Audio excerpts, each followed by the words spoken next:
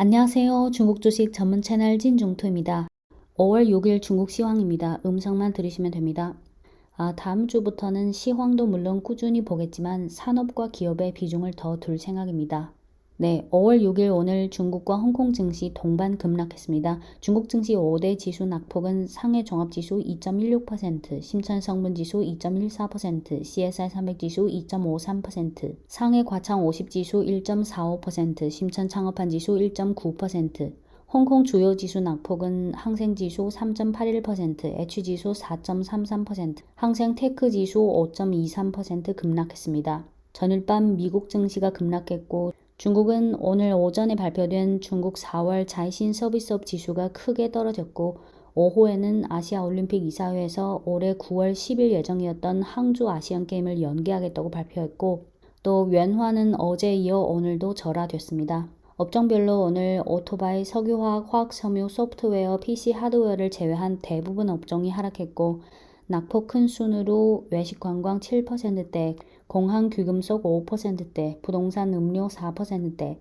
주류 철강 3%대, 항공, 건설, 교육, 증권, 기초금속, 한국건자재, 반도체, 수력, 전자부품, 무역, 보험, 도로 등이 2%대에 하락했습니다. 오늘 내용은 우선 2008년 글로벌 금융위기 이후 미국 증시와 중국 증시 동반 하락의 역사를 좀 짚어보고 이어서 중국 4월 자이신 서비스업 지수 그리고 CATL의 신규 라인 증설 유상증자 공시 및 미국 현지 공장 건설 검토 등을 정리해드리겠습니다.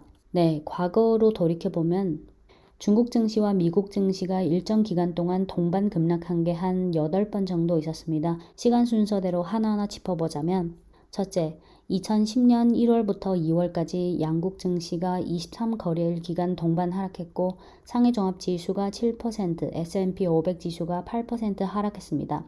당시 하락을 유발한 주 원인은 2010년 1월 18일 인민은행이 지준율을 인상하면서 전 세계에서 우선적으로 통화 완화를 종료했기 때문에 중국 증시가 하락했고요. 같은 기간 미국 증시 하락은 유럽 재정위기 이슈와 미국의 금융감독관리 신규 정책 등의 영향까지 겹쳤기 때문이었는데 그 후 EU가 그리스에 대한 구제를 약속하고 미국 기업 실적이 잘 나오면서 미국 증시가 먼저 반등했습니다. 둘째, 2010년 4월부터 7월까지 양국 증시가 74거래일 동안 동반 하락했고 당시 상해종합지수가 21%, S&P 500이 16% 하락했습니다. 당시 중국 정부는 부동산 가격의 과도한 상승을 억제하기 위해 부동산 산업 10조항이라는 걸 발표했고 해외는 그리스와 포르투갈의 신용 등급 강등으로 유럽 재정 위기가 재점화됐습니다. 그러다가 2010년 3분기 들어 중미 양국의 경제 지표가 둔화된 가운데 중국의 긴축 정책이 일단락되면서 중국 증시가 반등했고 미국 증시는 완화 정책이 실제로 구체화되지 못했다는 그런 실망감의 변동성 장세를 보였습니다.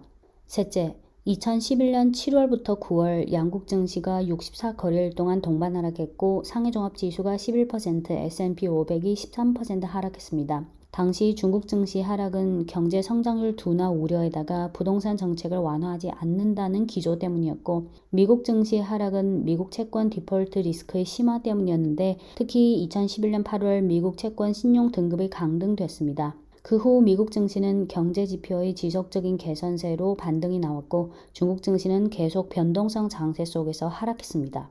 넷째, 2015년 8월부터 9월까지 양국 증시가 12거래일 동반 하락했고 당시 상해종합지수가 26%, S&P 500이 7% 하락했습니다. 당시 도화선은 중국의 8.11 환율 개혁이었는데요. 그 개혁으로 인해 2005년부터 장기간 강세가 계속된 yuan화가 약세가 계속 나오면서 글로벌 증시에 충격을 줬습니다. 그 후 인민은행이 8월 26일 금리와 지준율을 동반 인하한 후에 중국 증시가 점차 회복됐고 미국 증시는 악재 완화 후 강력한 펀더멘털에 힘입어서 반등했습니다. 네, 다섯 번째, 2016년 1월 양국 증시는 11거래일 동반 하락했고 당시 상해종합지수 18%, S&P 500 지수 8% 하락했습니다. 당시 중국 증시 하락의 도화선은 2016년 초에 서킷 브레이커를 도입했기 때문인데요. 1월 4일부터 7일 사이에 서킷 브레이커를 2번이나 발동하면서 그 파장이 미국 증시에까지 파급됐습니다. 1월 7일 중국 증권감독관리위원회가 서킷 브레이크를 해제하면서 투자 심리도 점차 안정화됐고 양국 증시도 점차 안정을 되찾아가게 됐습니다. 네, 여섯 번째. 2018년 9월부터 12월 양국 증시 하락세가 70거래일 계속됐고 상해 종합지수가 7%, S&P 500이 10% 하락했습니다. 당시 하락 원인은 여러분들도 기억하시겠지만 무역 분쟁의 심화입니다. 네, 이어서 일곱 번째. 2020년부터 지금까지는 여러분들도 잘 기억하고 계시겠지만 2020년 3월 양국 증시가 동반 하락했을 때는 중국은 코로나 확산이 1월부터 진행됐고 미국은 3월에 급 확산된 게 컸습니다. 네, 마지막 여덟 번째 동반 하락은 2022년 올해 1월부터 5월 6일 현재까지인데요. 공통점도 있고 양국 각자의 악재도 있었죠. 중국 증시는 2021년 12월부터 하락세가 시작되는데 12월 지준율 인하 이어 1월에는 금리 인하, 2월부터 4월까지 정부에서 꾸준히 각종 경기 안정화 조치를 내세웠지만 오미크론 확산에 따른 방역 강화 및 특정 성시의 락다운으로 인한 공급망 문제 및 경기 둔화 심화, 그리고 1분기 기업 실적 둔화 우려와 2분기 실적 불확실성, 유엔화 절하, 중미 양국의 10년물 국채금리 역전 등 굵직한 부담 요인들로 인해 중국 증시는 하락세가 지속됐습니다. 한편 미국 증시는 2020년 4월부터 2021년 말까지 계속 상승하면서 일정한 거품이 축적된 상황에서 2022년 올 들어 미 연준 금리 인상 임박, 지정학적 악재, 인플레이션 압력, 성장성 둔화 우려 등이 잇따라 나오면서 부담감이 일정 기간 축적됐습니다. 이렇게 거시 환경이 안 좋은 상황에서 결국은 기업 실적이 유일한 지탱력이 돼줘야 할 텐데 아시다시피 최근 애플, 인텔 등 대형주들의 실적 가이던스가 예상치를 하회하면서 즉 사측에서 비교적 신중한 실적 가이던스를 제시했다는 악재가 더해져서 매도세가 나왔고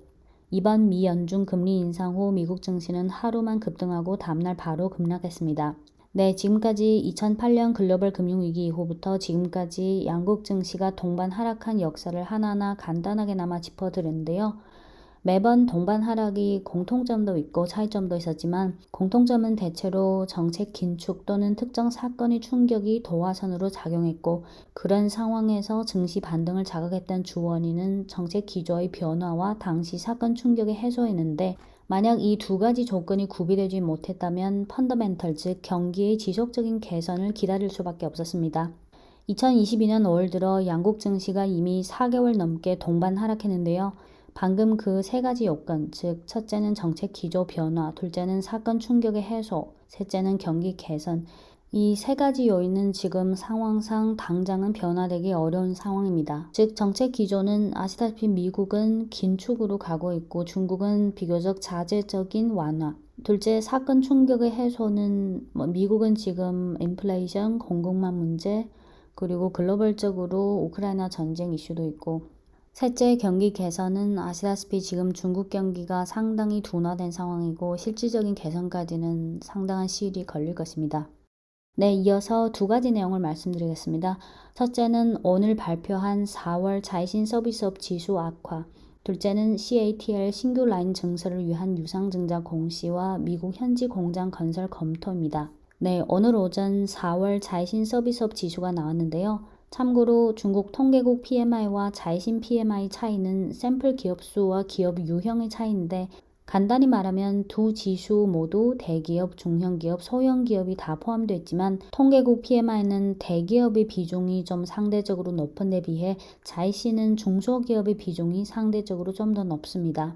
과거 중국 시황 영상에서 언급했듯이 지난 4월 30일 통계국이 발표한 서비스업 PMI는 3월에 46.7%에서 4월에 40%로 크게 떨어졌고 4월 낙폭은 과거 2020년 초 코로나 확산 당시와 2021년 8월 당시 상황의 중간 정도쯤 됩니다. 특히 외식, 숙박, 교통, 운송 등 업종의 정체가 컸습니다. 5월 6일 오늘 오전 자이신이 발표한 서비스업 PMI는 1월 51.4%, 2월 50.2%, 3월 42%로 떨어진 후 이번에 4월에 36.2%, 30%대로 더 크게 떨어지면서 2020년 3월 이래 최저치를 기록했습니다. 네, 이어서 CATL 업데이트입니다.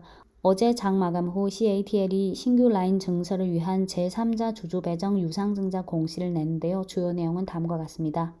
당사 현재의 생산 능력은 미래 시장 수요를 만족시킬 수 없다. 2021년 말 기준 리튬이온 배터리 생산 능력은 170.39GWh이고 건설 후 가동 개시한 신규 라인까지 합치면 연간 생산 능력이 260GWh에서 280GWh에 달할 것이다.